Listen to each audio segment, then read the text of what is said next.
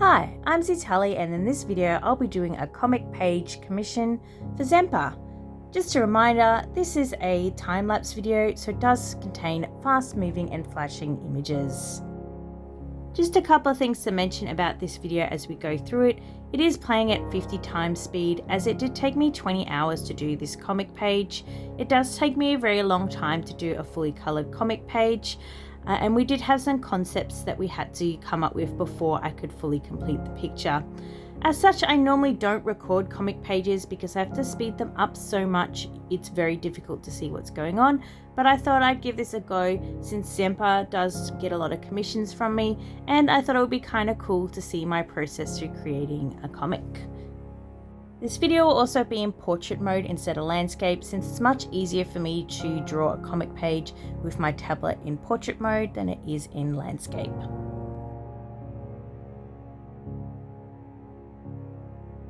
So to begin with, I do have a little template that tells me what I should try to stay inside of in case the page does ever get printed properly, which is probably not the case for this, but just to be safe, I always have my guidelines here. Then I go through the process of deciding where the panels should be and sketching the designs within these panels before showing them to Zemper to make sure this is the kind of thing they're after. I also did make sure this was a colour sketch before sending it off, since the mood of this comic page was fairly important, and it is easier to sort of see the mood of a page if there is at least a little bit of colour added. This is not the final colours we end up doing, but it does sort of convey the mood of the picture that we were going for. After showing the page to Zemper, we did make some changes to the backing panel, which is also the final panel of the comic page. They did want it sort of more zoomed in perspective so you could have a better view of the baby dragon with the tower far off in the distance behind them.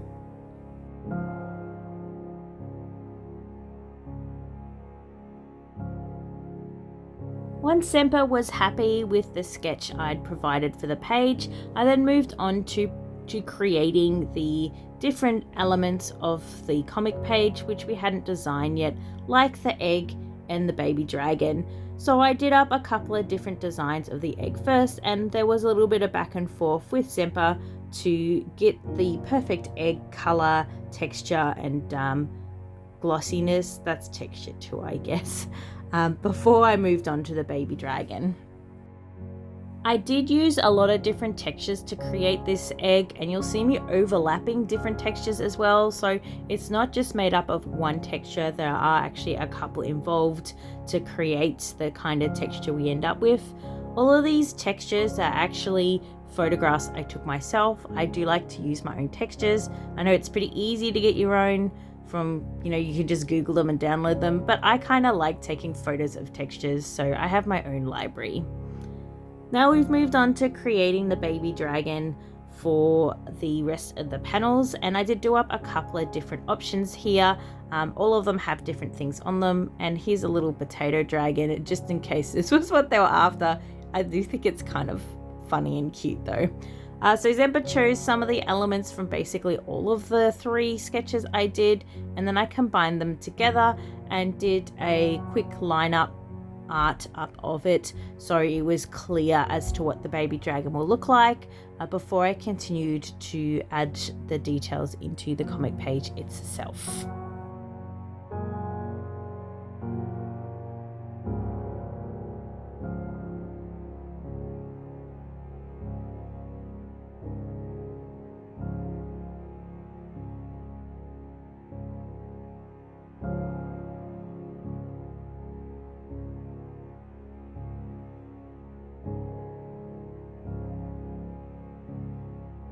Once I'd finished with these concepts, I moved on to doing the actual panels themselves, and I generally do them in order in which they appear.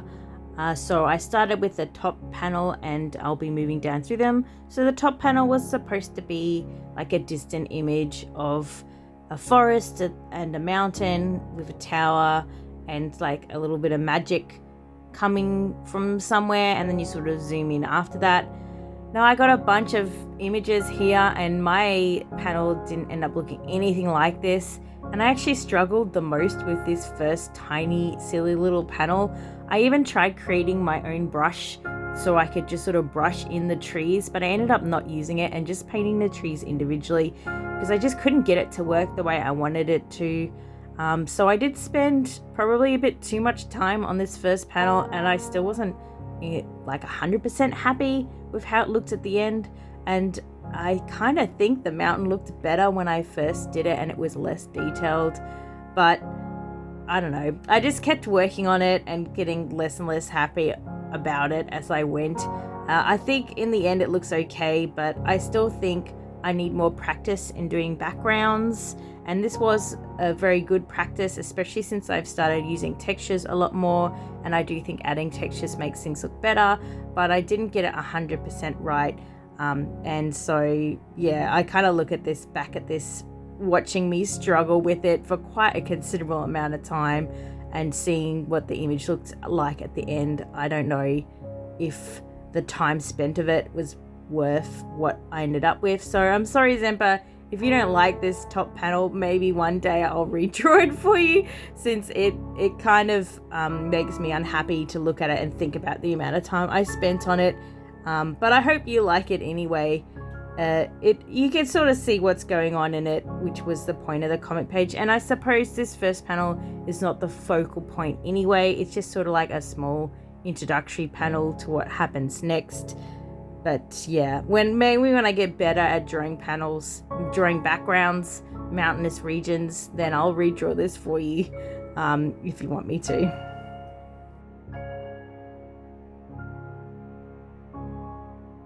I will say that I did like how my sky came out in all of the panels. It was pretty easy to produce in all of them. My new method of drawing clouds is pretty easy, and it's sort of satisfying. It's kind of fun to do for me, and I kind of got the colors the way I wanted them to be pretty quickly, and the color of the moon and like how much light was coming from it. I did decide to put the moon behind the tower because you couldn't really tell there was something there without the light behind it. It was kind of hard to see the tower, and although the tower's not really part of this story, it still needed to be visible and seen for future story elements. So it was important that you knew it was there, but didn't think it was part of what was going on. So it had to be far enough away you didn't think it was part of what had caused this little magic thing to happen, but you still needed to have seen it.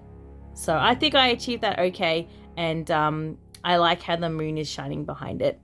Now I've moved on to stars. I do actually do all these stars and then return them again later, as I think I made them too big, but I actually really enjoy doing stars, and I like an over starry sky. I mean, there's no bright buildings or cities here, so I think it's okay that the sky is full of like a million trillion stars. But yeah, they are a little bit big at the moment, so I do reduce them in size to make them sort of more believable. And again, you can see me adding in the clouds here. They looked really good and they were really easy to do, so I'm quite happy with my new cloud technique. They look fairly realistic, and they're sort of very moody looking clouds with the moon behind them.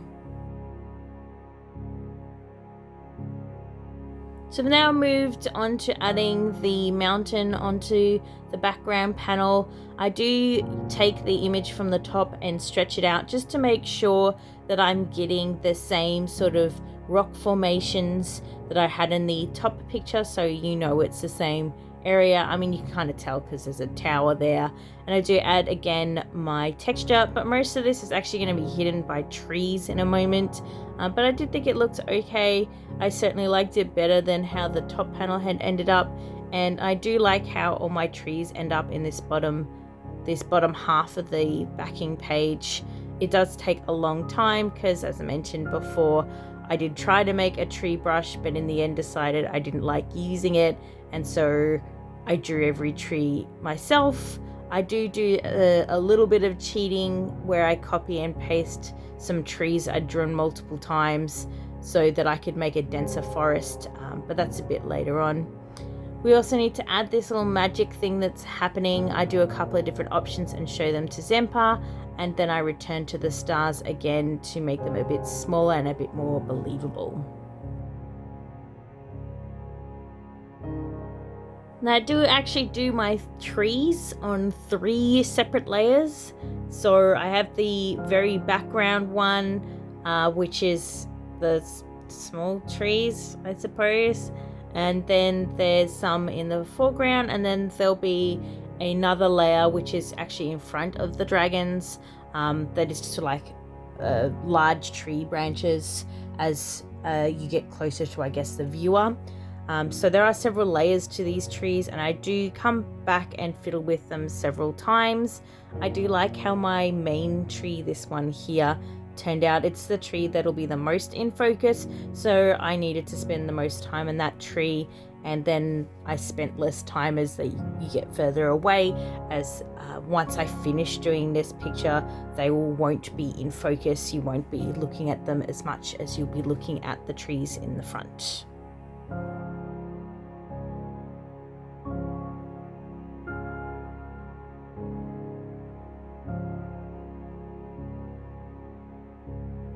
Now you may also notice that original sketch coming in and out. Basically what I'm doing as I go through panel by panel, once I've finished doing the part that was part of the original sketch, I erase it.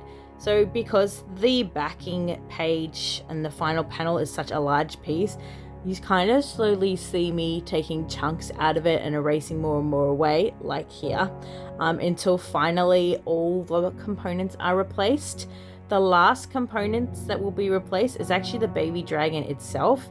I actually don't do the baby dragon on the bottom panel until the very end, so it'll be the last of my sketches that eventually gets erased.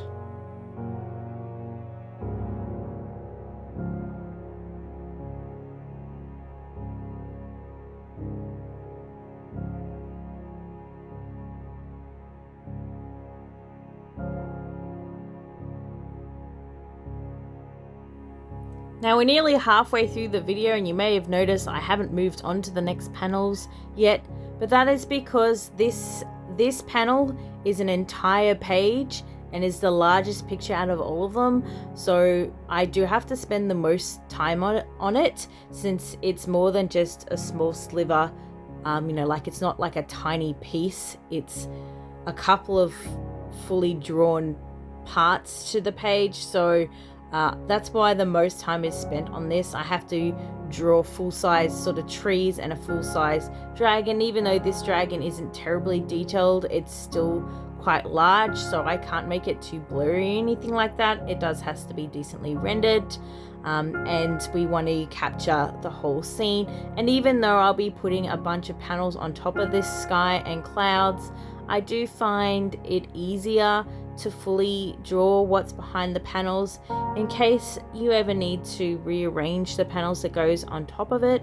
Originally, when I was doing the Day of Dragon comic pages, I would not draw the stuff that was behind the panels. It wasn't planned to ever be seen. But then we uploaded the pages to Webtoons, and I had to rearrange all of the panels in order for it to be read in a mobile sort of sliding screen fashion. And that meant I had to draw all that stuff behind the panels I hadn't drawn before. So now I just draw it when I draw the rest of the picture because it's easier for me to do it then. Then I don't have to remember later on how I did those panels. So it's unlikely we'll be removing these panels in future, but now you have a whole pretty picture in case you want to use it for anything else. So it's just easier for me to do things this way. So we have finally moved on to the next panel. From this point on, I go through the panels fairly quickly. I do spend a long time on the baby dragon as I think it's rather important. It is the focal sort of character in this comic page. So we don't spend too long on the nest with the eggs in it before moving on to the next part, which will be the cracking eggs. And now I'm making these panels a little less wonky, since this middle one especially was very wonky. It was just a sketch panel, so I do have to make these these sort of slanted boxes a bit more symmetrical and less random. And now all of these, you notice I've got some overlaying the panels below them and above, and you can't quite see everything in the page. That's okay, these are all on different layers, and my plan here was just to do these one panel at a time, and then I pop it into Photoshop at the end and I move them to the position they need to be in. It's also easier for me to use Photoshop to add the borders to all of these panels, since the program I'm using at the moment, Artflow, does not have a stroke option. So I'd either need to make the borders first or try to draw the border around the picture afterwards. And I find with making the border first, it kind of limits what I can do with the panels, as if I make any changes to them, I basically have to redraw that border. So at the moment, these panels are kind of all over the place, but I will rearrange them once the whole thing's done, and I shift them into the correct position and make sure everything's neat and tidy. Now, finally up to the part that I was looking forward to. I actually super enjoy drawing baby dragons and cracking eggs. I have drawn a few of them lately for the Tales of Dragons book for Day of Dragons, since every dragon has to have a nest, egg, and baby picture, and some of them I did draw little hatching things in as well. So I kind of had some experience making these beforehand. I kind of did go a bit over the top with the sort of membrane and the sliminess of it, but I was kind of having fun. I did tone it down a little bit before the end of the picture, but yeah, it's just sort of like, I don't know, therapeutic drawing these cute little lumpy dragons and then like making them look like they've just come out of the egg. And I wanted it to look a bit tired, so it's supposed to be a little bit exhausted from hatching from its egg. I do resketch this a couple of times before settling on the pose proper. It does have rather big unwieldy wings, which are really cute but a little bit difficult to draw. I wanted them to look floppy and cute, so I did fiddle with it a little bit.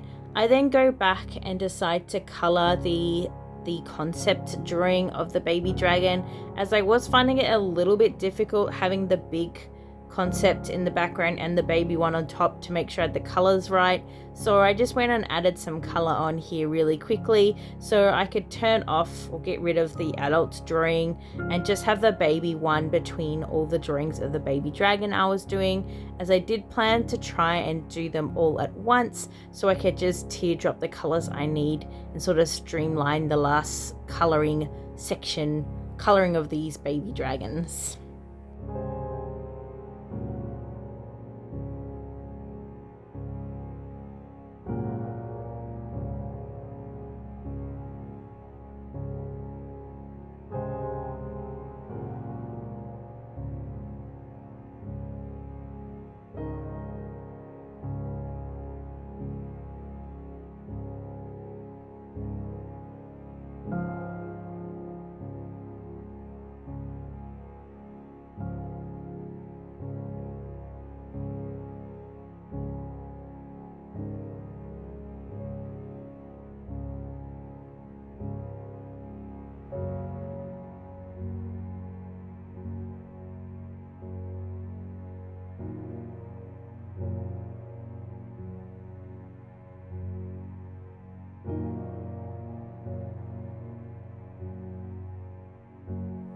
I did decide to erase away some of the membrane, and I found when I did, it actually made it look better.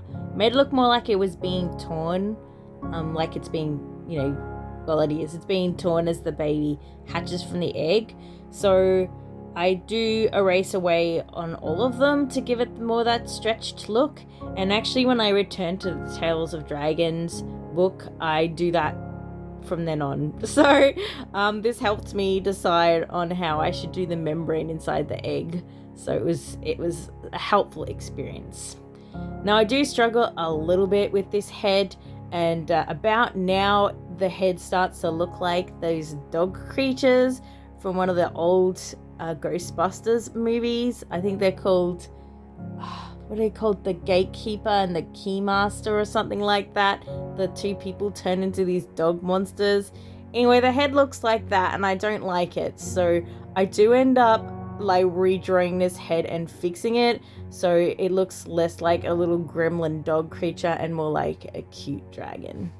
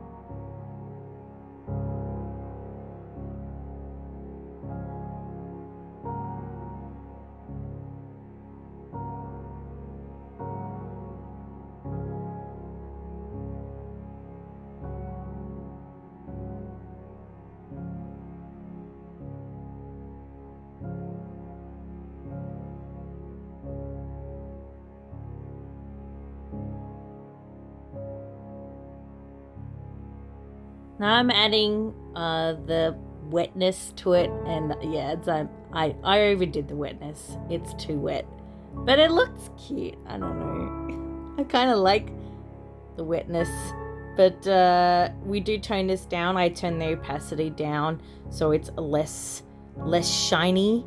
And yeah, I'm just adding on the little chunks of egg here. So what I tend to do at the eggs, you probably noticed earlier, is I have the original egg and then I literally draw cracks in it and pull it apart using the select tool, and then I go back in and redraw and make it look three-dimensional and paint over anything that doesn't look right, so it looks like pieces of the egg. I find this is sort of the easiest way for me to do it, as I'm not very good about thinking about shapes being like drawing them already pulled apart, so I find it easier to have the shape and then actually just to pull it apart and redraw anything that looks weird. So just adding the final touches to this panel, we just need to add in a very brief background, as again it's not going to be the focus, and then I move on to the final baby dragon down the bottom here. Now this isn't a very large picture, so I don't spend too much time on it, as it's small. I don't know if you're aware of this, but smaller pictures need you to spend less time on them. That's my art tip for this video. If you don't want to spend too much time on a picture, make it small.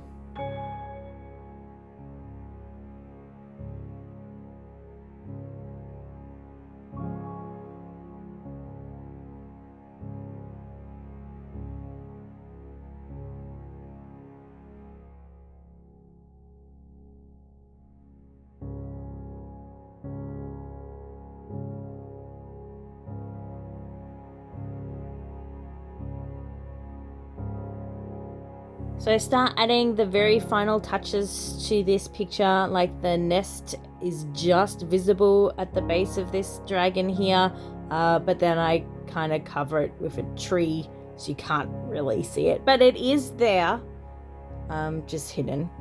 So I did draw it, and I start adding in some reflected light onto the stone so it looks less like a monotone picture of a dragon and actually like a stone dragon. And here it is. Here's the finished comic page with the borders added in Photoshop. This was lots of fun to do. I'm sorry it took me so long to get it finished, but thank you again, Zemper, for commissioning me, and I look forward to our next one. Thanks for watching. If you enjoyed the video, don't forget to give it a like, subscribe if you want to see more, and I also have a Patreon if you want to support me. Thanks again for watching, and I'll see you all next time. Bye!